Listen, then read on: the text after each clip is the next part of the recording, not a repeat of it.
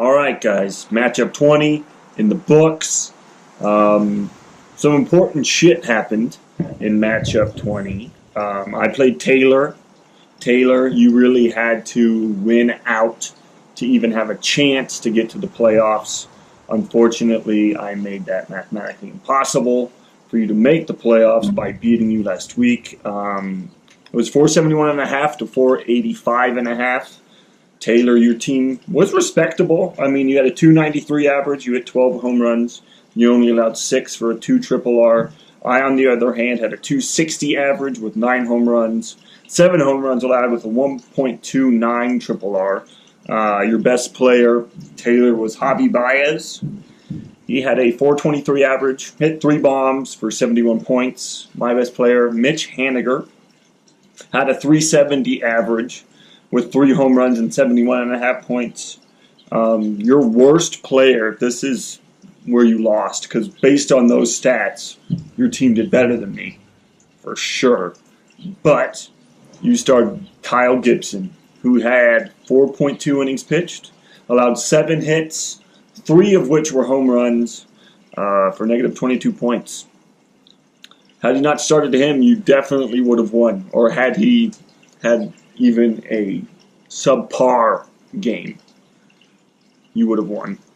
My worst player is the constantly frustrating Jake Arrieta. I just have no idea when to start his ass.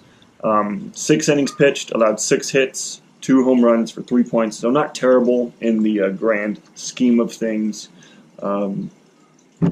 Yeah, wasn't too bad.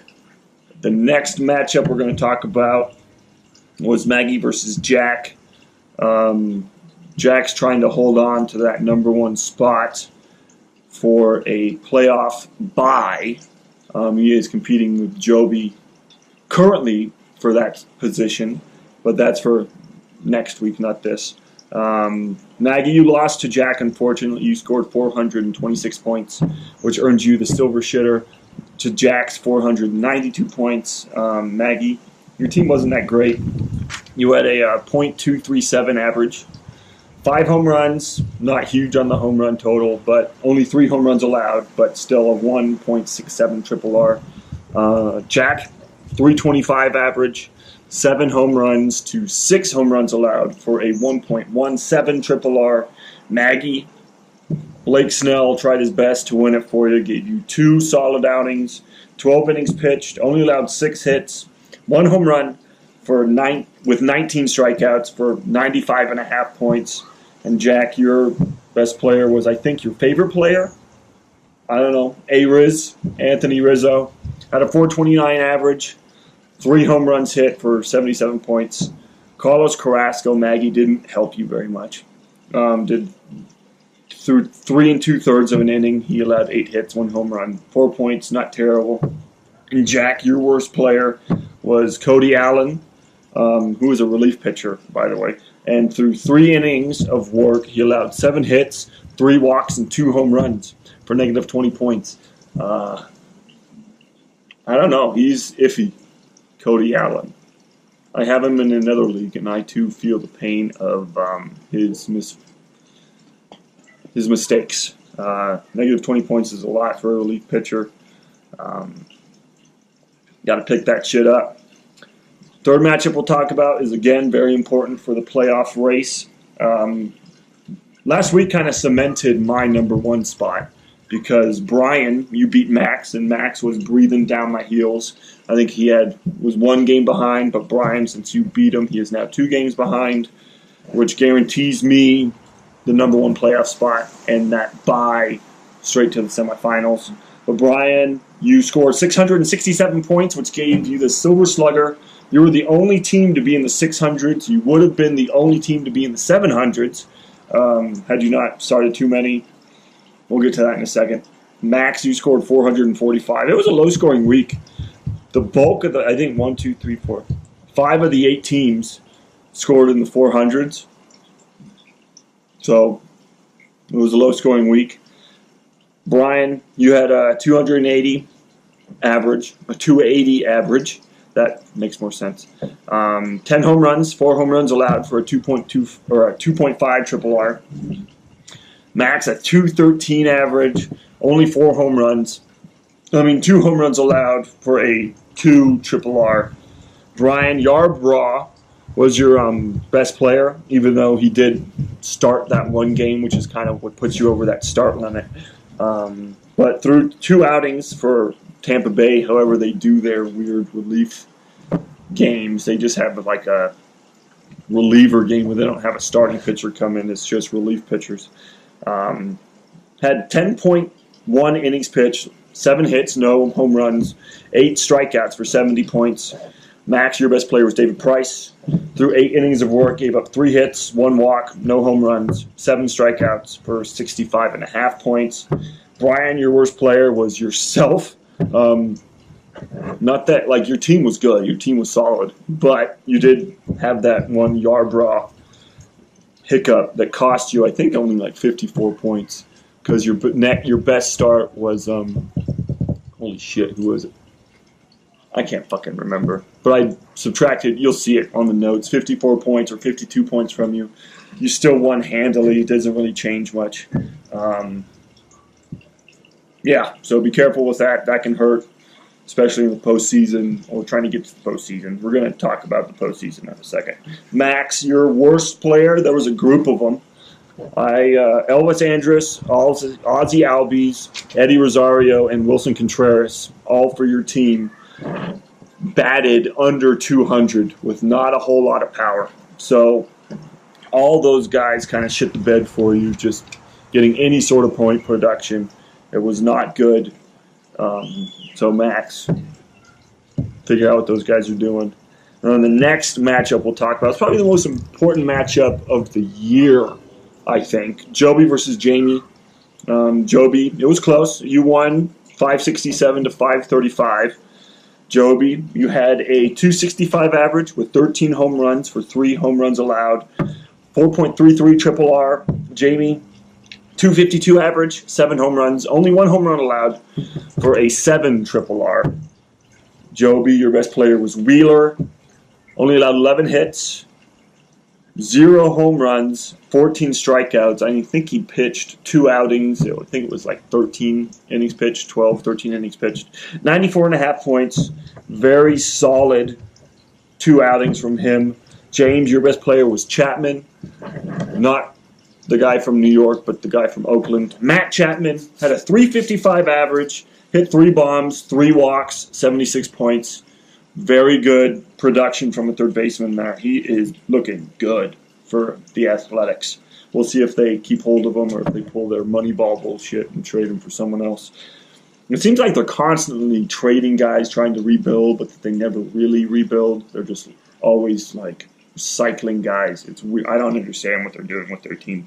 But I'm not a professional baseball analyst or manager of any sort, so there's probably a reason why I don't know. Joby, your worst player, was Justin Smoke. 1 for 17, had a .059 average. Had 1 hit, and his 1 hit was a home run, so he did give you like 7 points, I think. But other than that, not very good. Not very good. And James, your worst player, was Dozier. Went 1 for 13 with a single for a .077 average. And then, Jamie, I noticed you only used 4 starts. You really could have used that last one. I think Garrett Cole was supposed to pitch on Sunday, and his start got pushed back because now the Astros are doing that kind of starter mentality where they will just have relief pitchers pitch through an entire game instead of having like a starter pitcher come in. So that kind of fucked you, James. You could have won had that not happened. Kind of sucks, especially since things are kind of iffy for you too. We're going to talk about standings again because the playoffs are so soon. They start next week. This is the last week of regular season.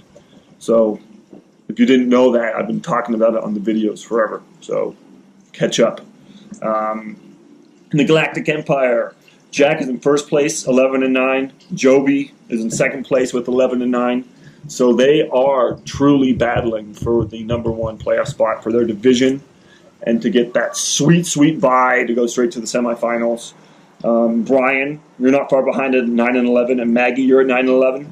In the Rebel Alliance, I lead that, and I'm locked in with a lead of 13-7. Max, you're at 11-9. So even if I lose and Max wins, I still have a better record, which gets me that bye. Max, you're clinched a spot as well. Same are you, Joby and Jack. Whoever loses your match, you're still clinched a spot in the playoffs. You just don't get the bye. Jamie, you're at 9-11, and Taylor, you were the only one who is eliminated so far from the playoffs at 7-13. And as I always do, I have a little picture of our updated bracket for the playoffs. It goes me with the bye. I go to the semis. I play the winner of now Brian and Joby. If the season ended right now, Brian, you're fighting for a playoff spot. Jamie and Max, you're playing to see who plays Jack, who gets that bye. But Max, you're clinched. Joby, you're clinched. Jack, you're clinched. I'm clinched. But Brian and Jamie are not. They're playing one another right now, and I'm playing Maggie, who's 9-11. So if I lose to Maggie, she goes up to 10-11, which would put her above either Jamie or Brian. Whoever loses that matchup is going to be booted. Maggie will take your spot so long as I lose. If I win, nothing changes, I think, because Jamie and Brian both have scored more points than Maggie over the entirety of the season, I believe. So really, I mean, crazy shit could happen, but Jamie and Brian, you still want to win just in case something goes crazy in my matchup. She was beating me for a while. I've had a couple of home runs today that have helped me out. And a good start from Clevenger definitely didn't hurt either. But say I lose, the loser of your matchup, Brian and Jamie, will not make the playoffs. Maggie will take your spot. So keep that in mind. Get your shit together. Keep it tight. And keep trucking. We're almost to the playoffs. After this week, there's only 3 more weeks, and they are all playoff weeks. I'm not going to do Commish Dish for the consolation ladder. So basically for the teams that have lost, I'm going to give an in-depth analysis of the playoff matchups because the consolation ladder doesn't matter. Unfortunately for you guys, you've already lost. So whatever. You're out of the Commish Dish. But we'll see what happens. Keep it tight. Locked in. Shit together. Commish Dish. Out.